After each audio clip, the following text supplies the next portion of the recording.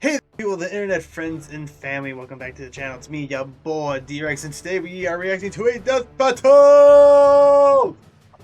Thor versus Vegeta. As always, like, comment, subscribe, and all those good things. And if you have not seen the official release, and if you would like to watch this video uninterrupted, head over to the official Death Battle YouTube channel and watch the video there. Then come back and we can watch it together.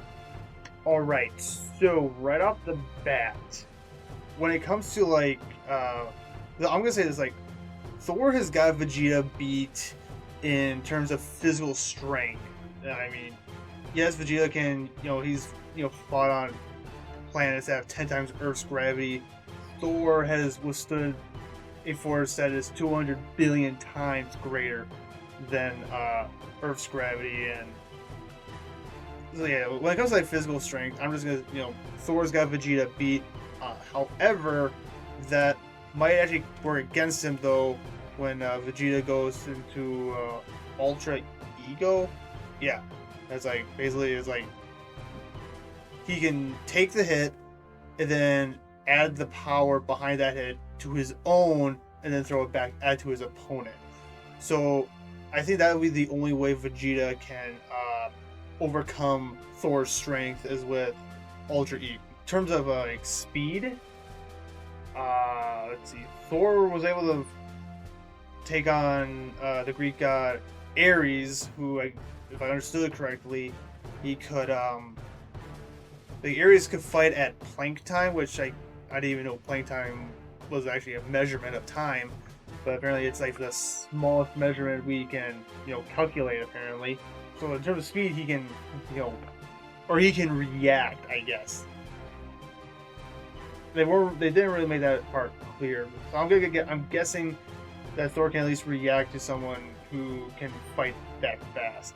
They mentioned they kind of mentioned two feats of strength when it came to like universal power, like they did with Hulk versus Broly, and that's actually one thing that popped in my head when I was watching the analysis for this video. Was like, they say like Thor could take on World Breaker Hulk, who has the power to destroy his universe 100 times over, and how the Dragon Ball universe is 13 times bigger than ours. Well, the Hulk, World Breaker Hulk's feat is greater than the Dragon Ball universe, but again, Broly is a whole different type of beast compared to like Goku and Vegeta. But outside of the Ultra Ego, Vegeta's only chance is with his key attacks and the Hakai. However,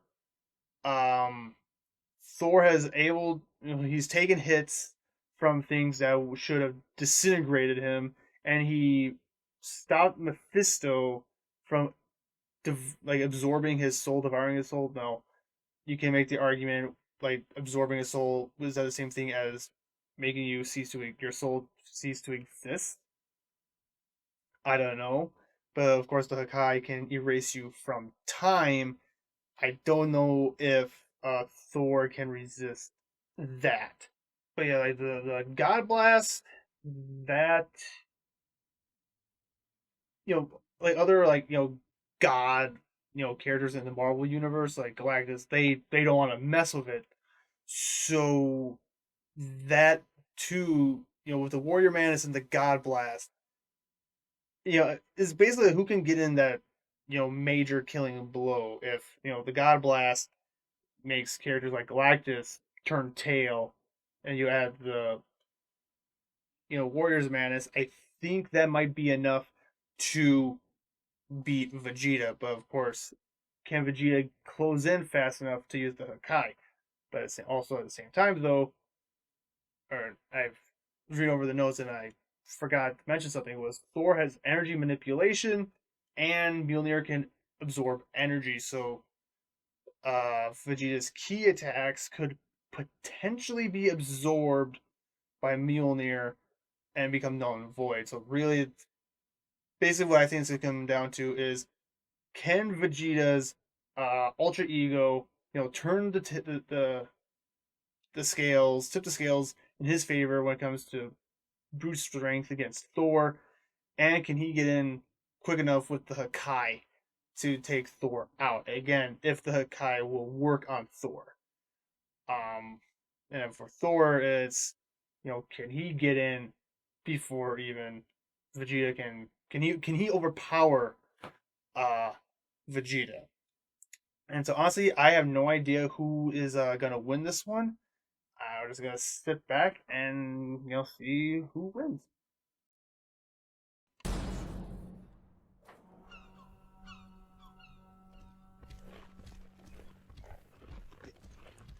You've heard me say it before, and I'll say it again, but like, I know Thor's in like 3D, but I just like, this is how they're doing most of their battles.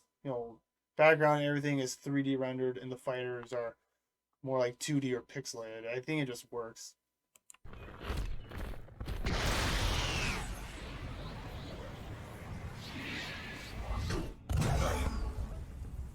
Oh there, mighty warrior. What business havest thou upon earth? Throw that hammer at me again, and my business will be polishing my gloves upon your face!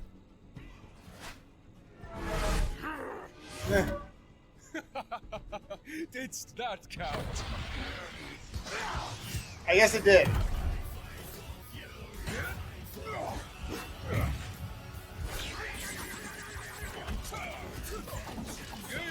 Damnable cur! You cur! Well, for a mortal. Alas, you face a god. $10 says we're gonna hear what is a god to a non-believer. $10 says we are. Also, the part of the thing though too, it's like I forgot that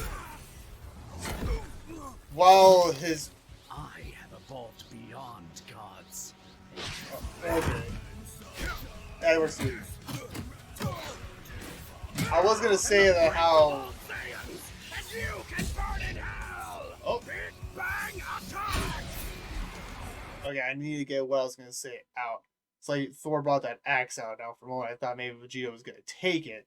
It's like Mjolnir's, has a enchantment that only those who are worthy of it can take it, but that axe doesn't. But I guess no, that's not happening. I guess.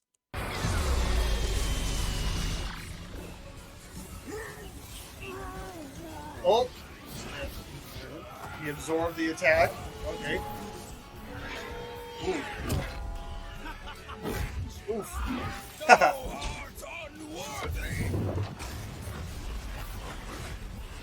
I'm not impressed that he. Oh. Oh, he's in. Super Saiyan God Red mode. Ooh. Tell me, does a god such as yourself feel fear? Ooh.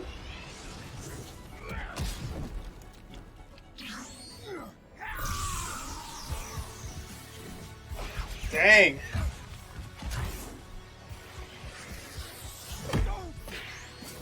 But usually, if I remember how these typically go.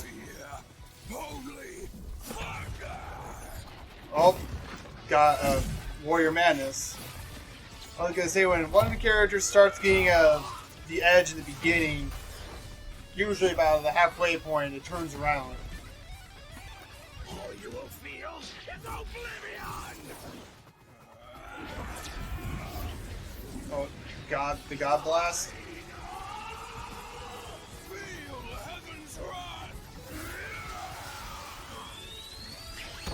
Oh, instant transmission.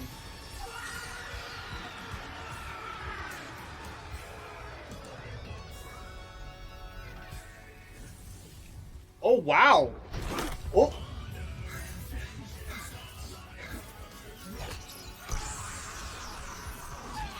Always aim for the head. Ah, I see what they did there. Oh. Oh.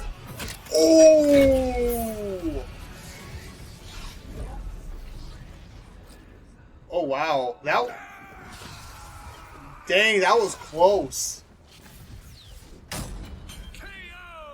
Oh, I get it. Thor won because he's a natural blonde. Despite Vegeta's immense power and tenacity, the God of Thunder had him outmatched in several key areas. First off, the big one, who was stronger. Despite being up against the god of strength, Vegeta actually matched up pretty closely with Thor. Okay, Both hold on. could If Thor was given the Thor Force, he could scale to multiversal level, feats from like Odin, furthering the getting power. Okay.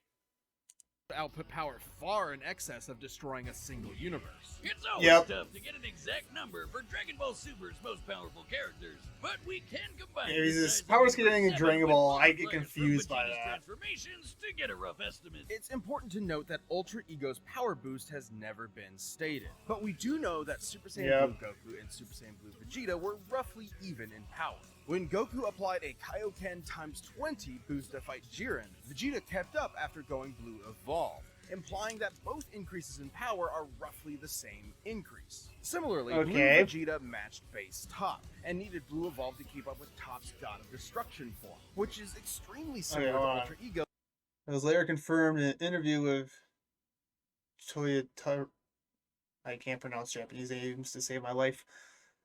That Master Ultra Instinct Goku is still weaker than several beings in the universe, including Broly. Hence, Vegeta's Ultra Ego likely cannot scale to Broly's full power. Yes, like I said earlier, Broly is a whole different beast in his own right. In theme and purpose. Given this is the best current example of a measurable form akin to Ultra Ego, we can assume that Ultra Ego's boost in power, at least initially, could be extremely similar in terms of a percentage increase, making Ultra Ego's original state about 20 times more powerful than about Hyperion, who survived the conclusion of two universes at the same time.